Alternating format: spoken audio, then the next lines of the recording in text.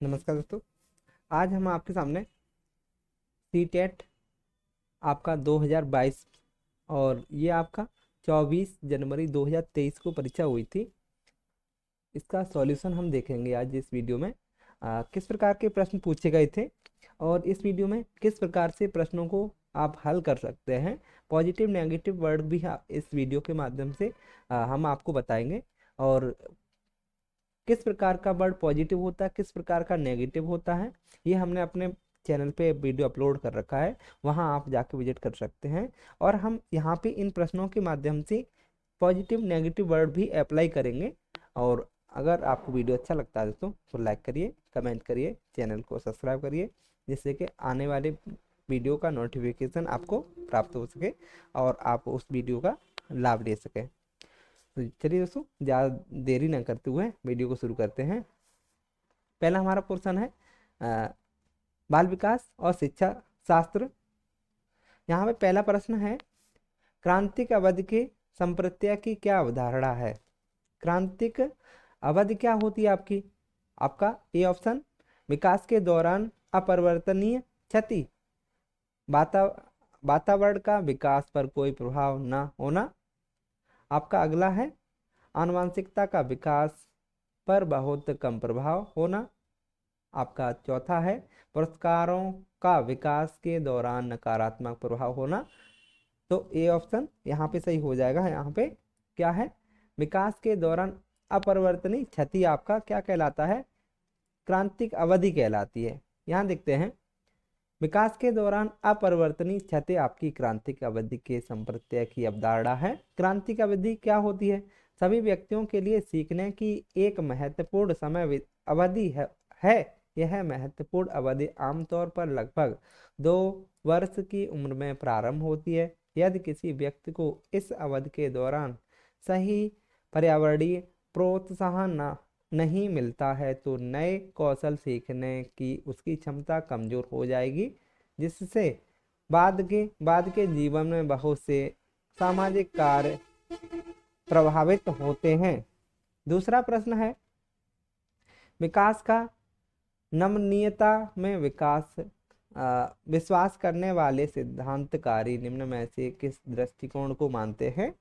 आपका A option है, केवल स्वभाव स्वभाव ही विकास निर्धारित करता है। ओनली आपका नेगेटिव वर्ड है, यहाँ इसे काट दीजिए।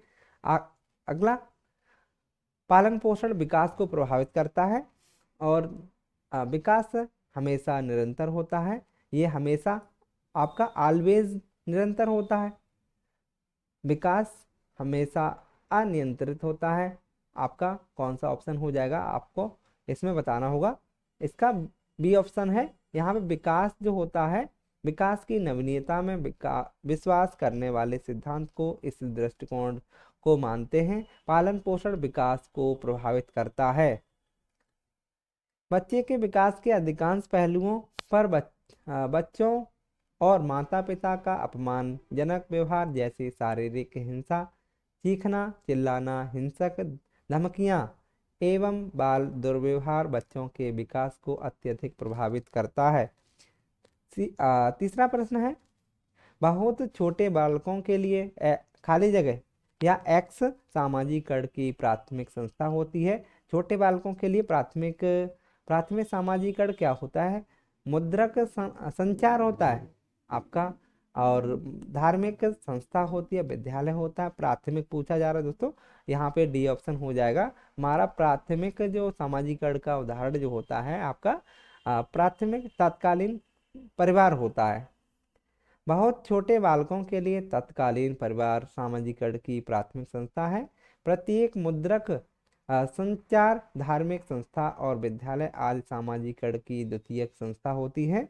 सामाजिकरण 2 प्रकार से होता है, प्राथमिक परिवार, पास पड़ोस, मित्र समूह और क्रीड़ा समूह आदि प्राथमिक सामाजिकरण की संस्थाएं हैं। द्वितीयक सामाजिकरण में विद्यालय, धार्मिक संस्थाएं, मीडिया, पत्र पत्रिकाएं और किताबें आदि द्वितीयक सामाजिकरण की संस्थाएं हैं। चौथा प्रश्न है हमारा, जीन पियाजे के सिद्धांत में क्रियाओं और विचारों की संगठित प्रणाली जो व्यक्तियों को उनके जीवन से संबंधित वस्तुओं और घटनाओं को मानसिक रूप से प्रस्तुत करने और सोचने की स्वीकृति देती है, क्या कहलाता है? उन्नत आयोजक संहिता उपकरण स्कीमें। तो क्या कहलाती है? स्कीम्स कहलाती हैं। क्या कहलाती हैं? स्कीम्स। स्कीम्स क्या होती हैं? जीन प्याजे ने क्या बताया स्कीम्स के बारे में? जीन प्याजे के सिद्धांत में क्रियाओं और विचारों की संगठित प्रणाली जो व्यक्तियों को उनके जीवन से संबंधित वस्तुओं और घटनाओं को मानसिक रूप से प्रस्तुत करने और सोचने की स्वीकृति देती हैं, स्कीम्स कहलाती हैं। स्कीमा या स्कीम्स कहलाती हैं। स्कीमा क्या होता है? बच्चों के अंतःकरण में मस्तिष्क जमा चीजों का उपयोग करके किसी विषय वस्तु के प्रति जो धारणा विकसित करता है वह है आपका स्कीमा। स्कीमा कहलाती है। पांचवा प्रश्न है, जीन प्याजे के संज्ञानात्मक विकास के सिद्धांत के अनुसार किस चरण पर अधिकतर बच्चे दूसरों के दृष्टिकोण को समझने में विशेष कठिनाई महसूस करते हैं? दूसरों की आपके जीन प्याजे के अनुसार उत्तर पारंपरिक, पूर्व संक्रियात्मक, अमूर्त संक्रियात्मक, औपचारिक संक्रियात्मक। तो यहाँ पे पूर्व संक्रियात्मक जो आपकी एज जो होती है, आपकी 2 से 7 वर्ष की एज आपकी पूर्व संक्रियात्मक होती है, 7 से 11 मूर्त होती है, 11 से 17 आपकी औपचारिक होती है। उत्तर परंपरा ये नहीं है। बी ऑप्शन हो जाएगा पूर्व संक्रियात्मक अवस्था में। जीन प्याजे के संज्ञानात्मक विकास के सिद्धांत के अनुसार पूर्व संक्रियात्मक चरण पर अधिकतर बच्चे दूसरों के दृष्टिकोण को समझने में विशेष कठिनाई महसूस करते हैं। जीन प्याजे ने संज्ञानात्मक विकास के 4 चरण प्रस्तुत किए हैं। संवेदी गामक अवस्था, जन्म से 2 वर्ष तक। इसमें वस्तु स्थायित्व विकसित करता है, इंद्रियों और क्रियाओं के माध्यम से संसार को देखता है। पूर्व संक्रियात्मक अवस्था 2 से 7 वर्ष तक प्रतीकात्मक सोच विकसित करता है तथा सोच अहम केंद्रित होती है और दूसरों के दृष्टिकोण को समझने में कठिनाई होती है। अहम केंद्रित का अर्थ है बच्चा अपने में स्वयं अपने में विचार करता रहता है, दूसरों की बात मानने से इनकार कर देता है। अगली तीसरी अवस्था आपकी उत्तर संक्रियात्मक अवस्था, आपकी 7 से 11 वर्ष तक मूर्त घटनाओं के बारे में तार्किक रूप से सोचना प्रारंभ कर देता है तथा संख्या, द्रव्यमान और वजन में अंतर सीख लेता है। औपचारिक संक्रियात्मक अवस्था आपकी या अमूर्त संक्रियात्मक अवस्था 11 से ऊपर आपकी औपचारिक ऑब्लिक अमूर्त संक्रियात्मक अवस्था कहलाती है। परिकल्पनात्मक या समालोचनात्मक चिंतन प्रारंभ कर देता है इस अवस्था में। छठा प्रश्न है, लेव वाइगोत्स्की आपके समाज से जुड़े हुए थे। लेव वाइगोत्स्की के अनुसार संज्ञानात्मक विकास का एक्स उत्पाद है। लेव वाइगोत्स्की ने किसके बारे में बताया था? आनुवंशिक स्वभाव और केवल अवलोकन और अनुकरण। केवल ओनली आ गया, यहाँ इसे नेगेटिव वर्ड है, काट दीजिए इसे। सामाजिक संपर्कता और असमिता निर्माण, आपका सी ऑप्शन हो जाएगा। लेव वाइगोत्स्की जो थे समाज से संबंधित थे। सोशल इंटरेक्शंस क्या का सी हो जाएगा। लेव वाइगोत्स्की के अनुसार संज्ञानात्मक विकास सामाजिक संपर्कता का उत्पाद है। लेव वाइगोत्स्की ने सामाजिक सांस्कृतिक सिद्धांत प्रस्तुत किया जिसमें उन्होंने बताया सामाजिक अंतःक्रिया के द्वारा बालक ज्ञान अर्जन करता है। बालक के सामाजिक अंतःक्रिया के फलस्वरूप बच्चों का संज्ञानात्मक, शारीरिक और सामाजिक विकास होता है। अतः बालकों के सर्वांगीण विकास में समाज, संस्कृति और भाषा का अत्यंत ही महत्वपूर्ण स्थान है। 7वां प्रश्न है, निम्न में से किसका मानना है कि मानवीय गतिविधियां सांस्कृतिक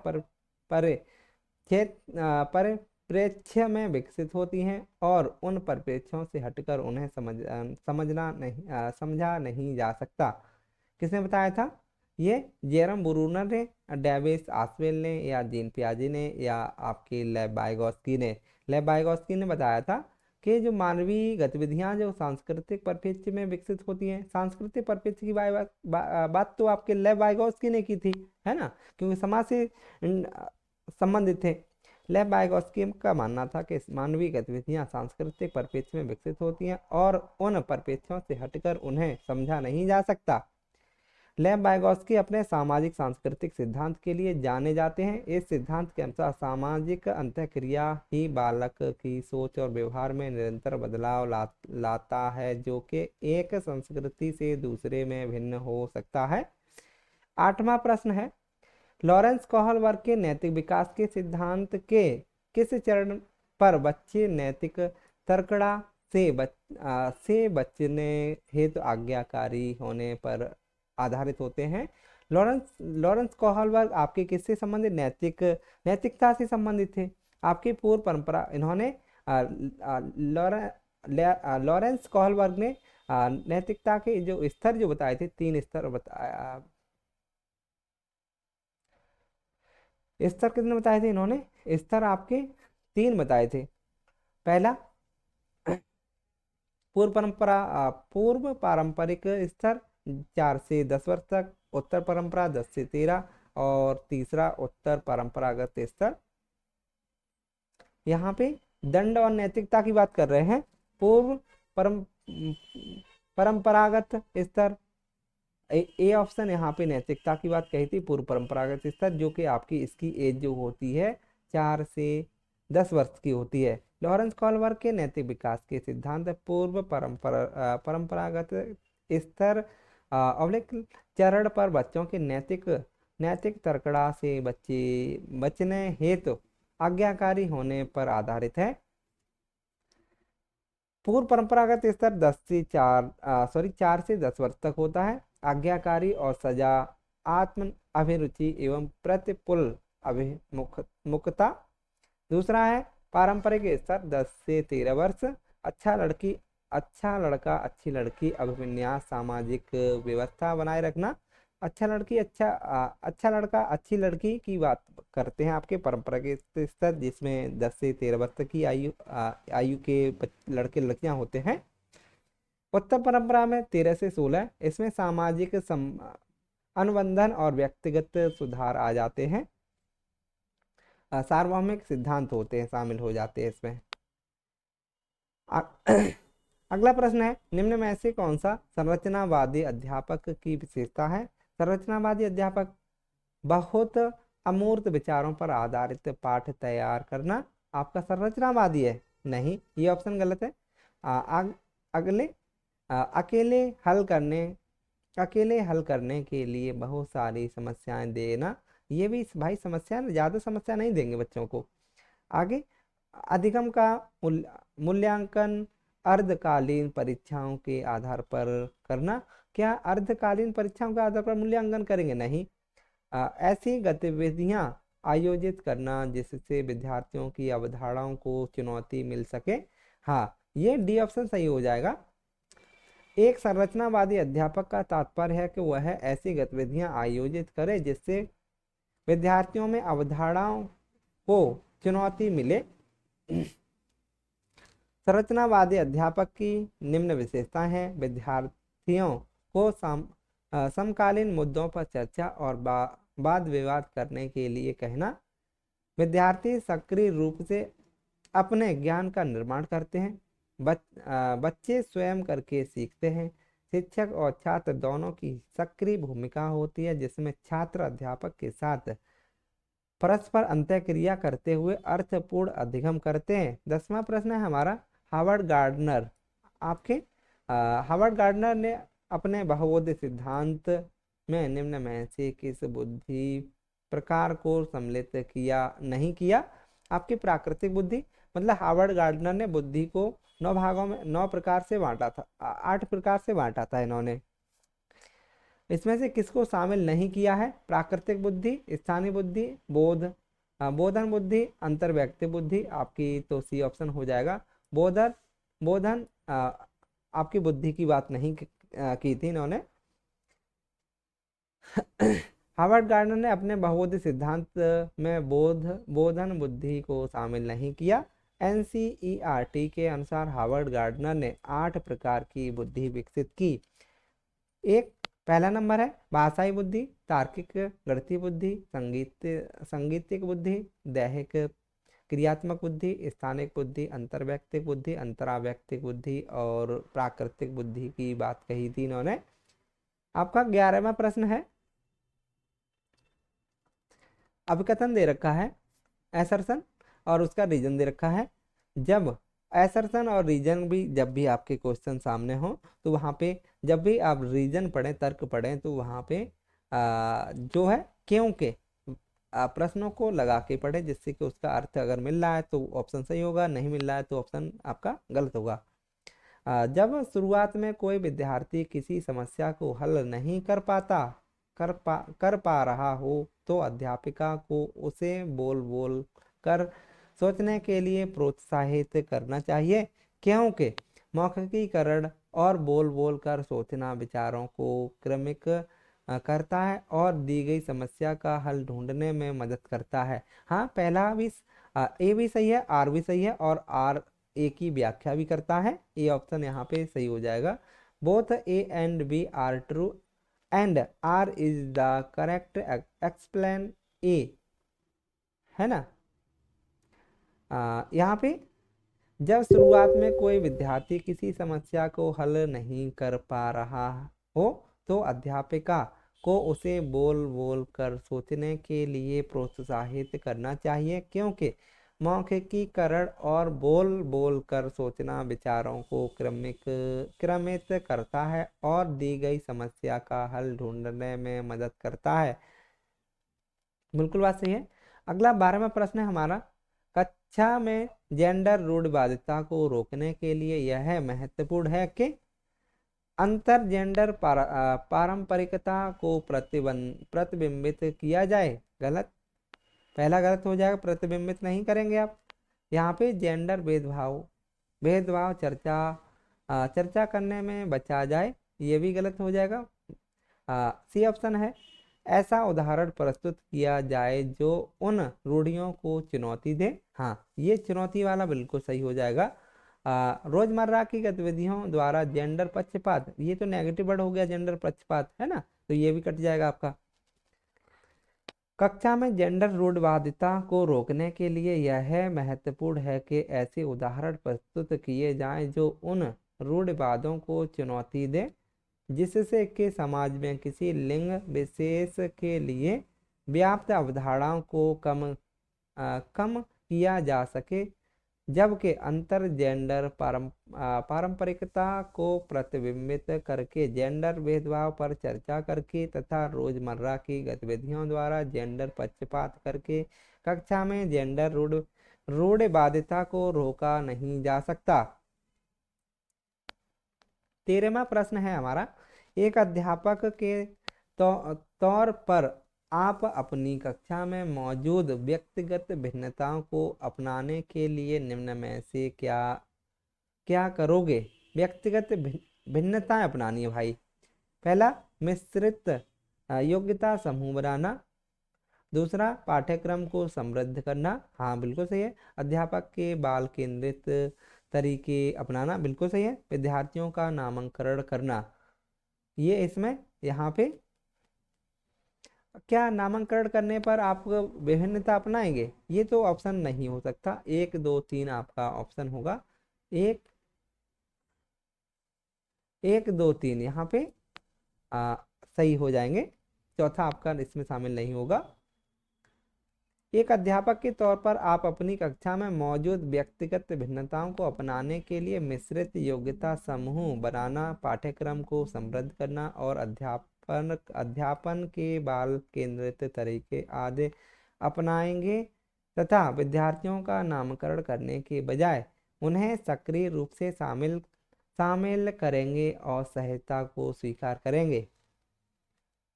14वां प्रश्न है हमारा, विद्यार्थियों को समालोचनात्मक सोच को बढ़ावा देने के लिए जरूरी है कि समालोचनात्मक चिंतन बढ़ाना है आपको। कक्षा में चर्चा और बहस को टाला जाए।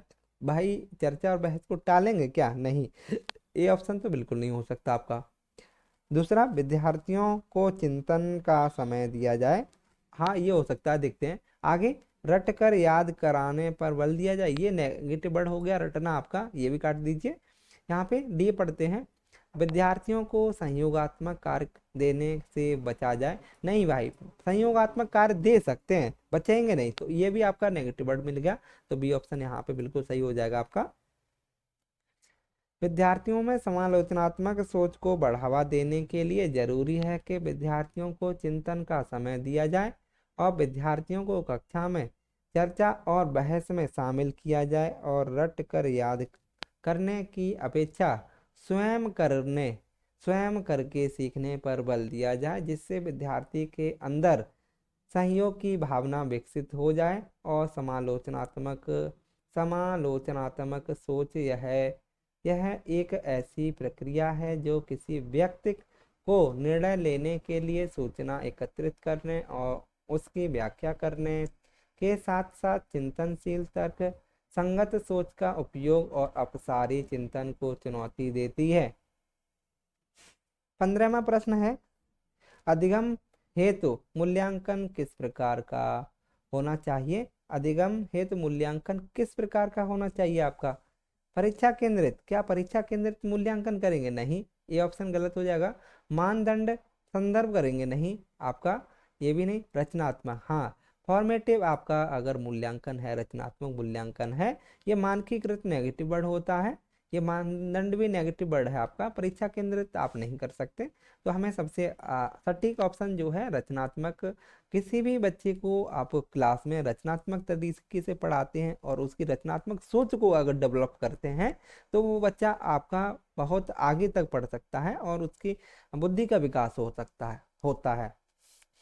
सी ऑप्शन है, अधिगम हेतु मूल्यांकन रचनात्मक होना चाहिए क्योंकि यह ऐसा मूल्यांकन है जो शिक्षण अधिगम प्रक्रिया में बच्चे की प्रगति की निगरानी करने को संदर्भित करता है।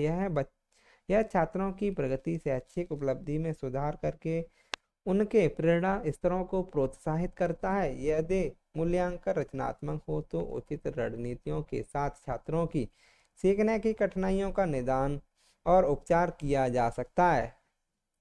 अगला प्रश्न है, इसी में देख लीजिए, ये असेसमेंट फॉर लर्निंग क्या होता है? सीखने के लिए आकलन। इसका प्रयोग छात्रों के प्रदर्शन को बेहतर बनाने के लिए किया जाता है। इसे रचनात्मक मूल्यांकन भी कहते हैं। सीखने के लिए आकलन आपका। अगला है असेसमेंट फॉर लर्निंग, सीखने का आकलन। इसका प्रयोग शिक्षण अधिगम प्रक्रिया की समाप्ति पर सीखने का आकलन वर्ष की अवधि के अंत में होता है। ये योगात्मक मूल्यांकन भी कहते हैं इसको। मतलब आप मान लीजिए सीखने के लिए आकलन होता है आपका, मतलब सीखने से पहले आप जो करते हैं वो सीखने के लिए आकलन, और सीखने के बाद जो करते हैं सीखने का आकलन होता है। और सीखने के रूप में आकलन यह है छात्रों को स्वयं के बारे में सीखने में सक्षम बनाता है। यह स्व आकलन पर बल देता है। सीखने के रूप में आकलन मतलब छात्र इसके बारे में स्वयं अपने आप पे खोज कर सकता है कि हमने क्या गलती की है, क्या यहाँ पे क्या फॉल्ट है कि हम उस चीज को नहीं कर पा रहे हैं, इससे संबंधित। 16वां प्रश्न है हमारा, विभिन्न संजातीय समूह से संबंधित विद्यार्थियों से युक्त कक्षा में एक अध्यापिका को क्या करना चाहिए? भाई विभिन्न संजातीय समूह के छात्र हैं, उसको एक अध्यापक होने के नाते आप क्या करेंगे? ए ऑप्शन, विद्यार्थियों को समान संजातियों के आधार पर वर्गीकृत करना आपका नेगेटिव वर्ड है, काट दीजिए। बी ऑप्शन पढ़ते हैं, ऐसी रचनाएं सुधारित करनी चाहिए जिनसे विविधता के प्रति स्वीकृति और सम्मान पैदा हो। हाँ बिल्कुल सही है। विविधता को ज्यादा आपको, अगर किसी भी ऑप्शन में विविधता अगर शब्द मिलता है, आपकी डाइवर्सिटी अगर ऑप्शन मिलता है आपको, तो वहां पे आप उसको ऑप्शन को टिक कर सकते हैं। इसका बी ऑप्शन सही है। अगला प्रश्न देखते हैं, 17वां प्रश्न, आपका स्कूल विभिन्न सुविधाओं की पहुंच पाने के लिए सीढ़ियां, दरवाजों और दूसरे वास्तुकला संबंधित स्वरूपों द्वारा पैदा की गई बाधाओं को दूर करने के लिए अपनी आधारभूत संरचनाओं में सुधार कर रहा है। ऐसा करके स्कूल प्रोत्साहित कर रहा है मुख्य धारा को, बहिष्करण को, एकीकरण समाधान को और समावेशन को। डी ऑप्शन हो जाएगा इंक्लूजन को, समावेशन को। समावेशन क्या होता है? आपका स्कूल विभिन्न सुविधाओं की पहुंच पाने के लिए सीढ़ियों, दरवाजों और दूसरे वास्तुकला संबंधित स्वरूपों द्वारा पैदा की गई बाधाओं को दूर करने के लिए अपनी आधारभूत संरचना में सुधार कर रहा है। ऐसा करके स्कूल समावेशन प्रोत्साहन कर रहा है, क्योंकि समावेशन बिना किसी भेदभाव के विशिष्ट आवश्यकताओं वाले छात्रों को सामान्य छात्रों के साथ एक ही स्कूल में तथा एक ही कक्ष में बैठकर शिक्षा देने की बात करता है। 18वां प्रश्न हो जाएगा, छेद दृष्टि से जूझते विद्यार्थियों के समायोजन हेतु एक अध्यापक को क्या देने से बचना चाहिए? दृश्य अव्यवस्थित नोट्स। हाँ, ये बचने की बात कर रहा है। दृश्य अव्यवस्थित नोट्स, अव्यवस्थित नोट्स देंगे क्या? व्यवस्थित होना चाहिए। तो ए ऑप्शन सही हो जाएगा यहाँ पे। बी भी पढ़ते हैं। आवर्धन लेंस, हाँ सही है। ये बड़े आकार में छपी हुई पुस्तक है, सही है। स्पर्शनीय मानचित्र और आलेख, ये भी सही हो जाएगा आपका। 19वां प्रश्न पढ़ते हैं। अवधान अवधान न्यूनता अति सक्रियशीलता विकार से जूझते विद्यार्थियों के संदर्भ में निम्नलिखित में से कौन सा कथन सही नहीं है? उन्हें किसी एक कार्य में लंबे समय तक एकाग्र रहने में अक्सर मुश्किलें होती हैं। बिल्कुल सही है ये वाला। आपका गलत पूछा है, गलत ही आपका सही हो जाएगा। दूसरा प्रश्न है, वे अक्सर वस्तुओं को कुल बुलाते रहते हैं और बेचैन दिखते हैं। सी ऑप्शन, वे किसी कार्य पर काम करते हुए आसानी से विचलित हो जाते हैं। डी ऑप्शन है, उनकी काफी लंबी और स्थिर अवधि अवधान अवधि होती है। ये डी ऑप्शन गलत हो जाएगा। काफी लंबी अवधि अवधान होती है, ये गलत हो जाएगा आपका। अवधान न्यूनता अति सक्रियशीलता विकास से जूझते विद्यार्थियों के संदर्भ में यह कथन है, उनकी काफी लंबी और स्थिर अवधान अवधि होती है, सही नहीं है, क्योंकि उन्होंने किसी एक कार्य में लंबे समय तक एकाग्र रहने में अक्सर मुश्किलें होती हैं। वे अक्सर वस्तुओं को कुल बुलाते रहते हैं और बेचने दिखा दिखा बेचैन दिखते हैं तथा वे किसी कार्य पर काम करते समय बहुत आसानी से विचलित हो जाते हैं। यह सभी लक्षण अवधान न्यूनता और अति क्रियाशीलता विकार से जूझते विद्यार्थी के संदर्भ में सही है। 20वां प्रश्न है, एक स्कूल में एक प्रतिभावान विद्यार्थी को कुछ श्रेणियों में छोड़कर सभी उच्च श्रेणी में पदोन्नत कर दिया जाता है। प्रतिभावान विद्यार्थियों को पढ़ाने के लिए इस स्कूल में किस उपागम का इस्तेमाल किया गया है? त्वरण का, समृद्धिकरण का, प्रोत्साहन का, संश्लेषण का। ऑप्शन नंबर ए हो जाएगा एक्सेलरेशन, त्वरण का। एक स्कूल में एक प्रतिभावान विद्यार्थी को कुछ श्रेणियों में छोड़कर सीधे उच्च श्रेणी में पदोन्नत कर दिया जाता है।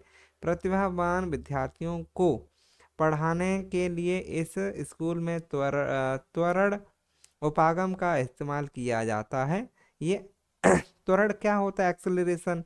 यह एक निर्देशात्मक रणनीति को संदर्भित करता है जिसका उद्देश्य उन विद्यार्थियों की मदद करता है जो ग्रेड स्तर के सीखने के मानकों को पूरा करने या उससे आगे की श्रेणी में निकल गए हैं। 21वां प्रश्न है आपका, अर्थपूर्ण अधिगम हेतु कक्षा में ऐसी संस्कृति विकसित करनी चाहिए जहां विद्यार्थियों को खाली जगह एक्स के अत्यधिक अवसर मिले। एक दूसरे से प्रतिस्पर्धा, भाई प्रतिस्पर्धा नेगेटिव वर्ड है आपका। ज्ञान का निर्माण करने, बी ऑप्शन सही हो जाएगा। यहाँ पे सी भी पढ़ लेते हैं। तथ्यों को रटकर, रटना आपका क्या होता है, नेगेटिव होता है। निष्क्रिय होकर सुनना, ये निष्क्रिय नहीं सक्रिय होना चाहिए यहाँ पे, ये भी गलत हो जाएगा आपका। अर्थपूर्ण अधिगम हेतु कक्षा में ऐसी संस्कृति विकसित करनी चाहिए जहां विद्यार्थियों को ज्ञान का निर्माण करने के अत्यधिक अवसर मिले। अर्थपूर्ण अधिगम उन कार्यों को संदर्भित करता है जिसमें यह बताया जाता है कि अध्यापक को अपने छात्रों में एक दूसरे से प्रतिस्पर्धा करने के बजाय सहयोग की भावना विकसित करनी चाहिए। तथ्यों को रटकर याद करने के बजाय समझने पर ध्यान केंद्रित करने चाहिए और निष्क्रिय की जगह वहां सक्रिय होकर सुनने का अवसर होना चाहिए, प्रदान करना चाहिए जिससे वे सीख सकें और प्रभावी कक्षा कक्ष का निर्माण कर सकें। विद्यार्थियों को एक्स बनाने, खाली जगह बनाने या एक्स मान लीजिए, एक्स बनाने के लिए सुसाधित करना चाहिए। स्वतंत्र विचारक, आश्रित अधिगमकर्ता और निष्क्रिय अनुकरणकर्ता और उच्च श्रेणी के प्रतिद्वंद आपका नेगेटिव वर्ड है। निष्क्रिय अनुकरणकर्ता, निष्क्रिय भी आपका क्या है, नेगेटिव वर्ड है। आश्रित, क्या दूसरे पे आश्रित बनाएंगे, नहीं, आश्रित नहीं, स्वतंत्र होना चाहिए, ये ऑप्शन सही हो जाएगा। इंडिपेंडेंट थिंकिंग होनी चाहिए, स्वतंत्र विचारक होना चाहिए आपका, ये ऑप्शन यहाँ सही हो जाएगा। विद्यार्थियों को स्वतंत्र विचार बनाने के लिए सुसाधित करना चाहिए। जेपी गुलफोर्ड के अनुसार सोचना या चिंतन करना समस्त प्रकार के प्रतिस्थायन से संबंधित प्रतीकात्मक व्यवहार है। विद्यार्थी को स्वतंत्र विचार बनाने के निम्न लाभ हैं। यह नई समस्याओं को समाधान करने में सहायता करता है, लक्ष्य के प्रति उन्मुख होने में सहायता करता है और सकारात्मक सुदृढ़ीकरण में सहयोग प्रदान करता है। प्रभावी विद्यार्थी बनाने में लाभकारी है। विभिन्न दृष्टिकोण की समझ विकसित करने में लाभकारी है। 23वां प्रश्न है, अभिकथन दे रखा है आपका, असर्शन दे रखा है। शुरुआती उम्र से ही हमारा मस्तिष्क वास्तविक सांसारिक परिवेशों से जुड़ी विषय वस्तु को सीखने में सक्षम होता है, क्योंकि प्राथमिक स्तर पर विद्यार्थियों को अमूर्त विषय वस्तु और पाठ्य पुस्तक की अधिगम पर बल देना चाहिए। बिल्कुल सही है। ए नहीं, आपका क्या हो, पहला सही है। क्या प्राथमिक स्तर पर अमूर्त विषय वस्तु और पुस्तक की अधिगम पर बल देंगे, क्या, नहीं, पहला सही है, आर गलत हो जाएगा आपका, तो यहाँ पे सी ऑप्शन सही हो जाएगा। पहला सही है लेकिन आर गलत है। 24वां प्रश्न है, अधिगम अधिगम अधिक प्रभावशाली होता है जब विषय वस्तु अत्यधिक जटिल हो। क्या जटिल विषय वस्तु में अधिगम करेंगे, नहीं। अध्यापक का शिक्षा शास्त्र व्यवहारात्मक हो। आगे बढ़ते हैं। 30 ऑप्शन, अधिगम लक्ष्य परीक्षा केंद्रित हो। क्या परीक्षा केंद्रित हो, ये भी आपका नेगेटिव हो जाएगा। अधिगम का स्वभाव प्रयोगात्मक हो। अधिगम का शिक्षा शास्त्र व्यवहारात्मक, हमें एक्सपीरियंस आपका स्वाभाविक प्रयोगात्मक हो। डी ऑप्शन हो जाएगा 24 का डी। क्या हो जाएगा 24 का डी।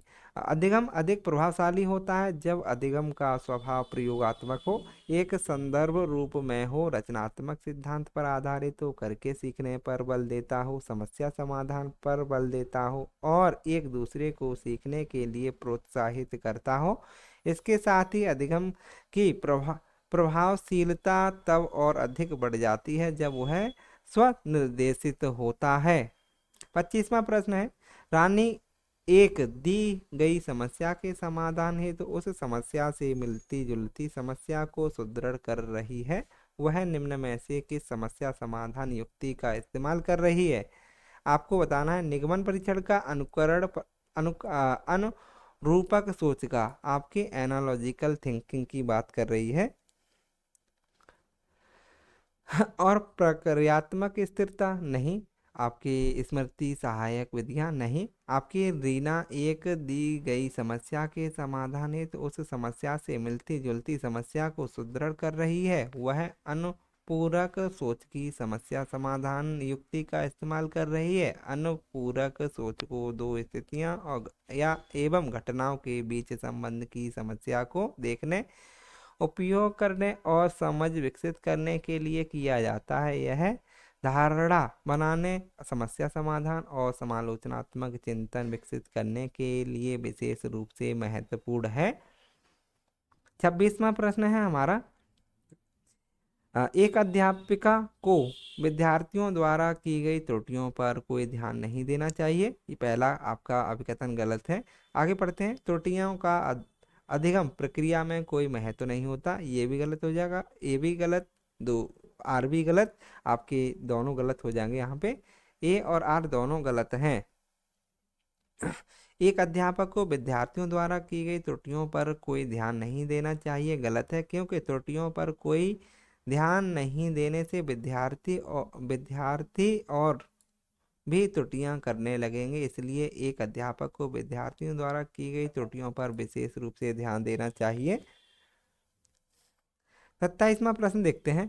विद्यालय को, पहला ऑप्शन है आपका विद्यार्थियों के भावात्मक स्थिति को अनदेखा, अनदेखा आपका नेगेटिव वर्ड है, काट दीजिए, करना चाहिए और पहले से सीखे गए ज्ञान को पुनरुत्पादित करने पर ध्यान देना चाहिए। पहला ऑप्शन गलत है आपका। बी ऑप्शन है यहाँ पे, विद्यार्थियों के सामाजिक संदर्भ को अनदेखा, अनदेखा नहीं कर सकते भाई, ये भी गलत हो जाएगा। और पहले से सीखे ज्ञान को पुनरुत्पादित करने के लिए, ये भी गलत हो जाएगा। सी ऑप्शन देखते हैं। विद्यार्थियों के सामाजिक संदर्भ के प्रति विचारशील होना और नए ज्ञान के निर्माण को अनदेखा करना, अनदेखा नहीं कर सकते आप, ये भी आपका गलत हो जाएगा।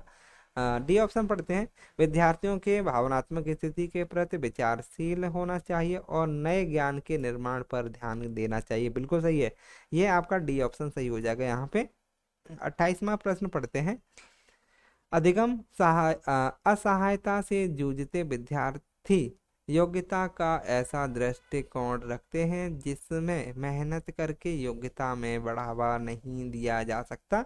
योग्यता के प्रति ऐसा दृष्टिकोण क्या कहलाता है? एकल सत्व दृष्टिकोण, वार्धिक दृष्टिकोण और प्रवीणता उन्मुखीकरण दृष्टिकोण और अधिगम आशावादी दृष्टिकोण। 28 का आपका कौन सा हो जाएगा? ए ऑप्शन हो जाएगा आपका।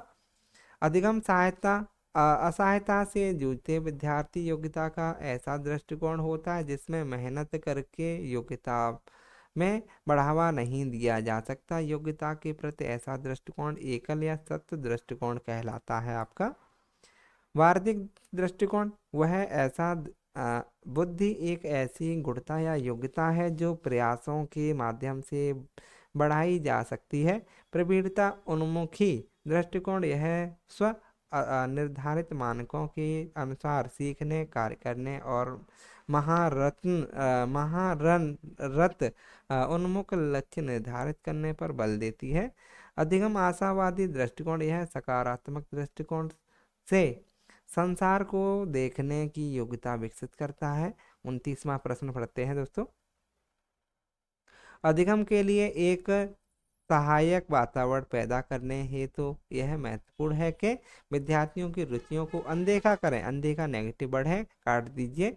यहाँ विभिन्न हिस्सेदारी जैसे माता पिता, अध्यापक, विद्यार्थियों के बीच संप्रेषण करें, कम्युनिकेशन आपका बिल्कुल सही है। यहाँ बी ऑप्शन सही हो जाएगा। सी भी पढ़ते हैं। बहुत सख्त कठोर हो, ये सत्तावादी हो, ये नेगेटिव वर्ड होते हैं आपके। पढ़ने के लिए मानकीकरण शब्द आ जाए कहीं तो वो आपका गलत होता है। मानकीकृत पाठ्यक्रम को लागू करना, ये भी गलत हो जाएगा आपका।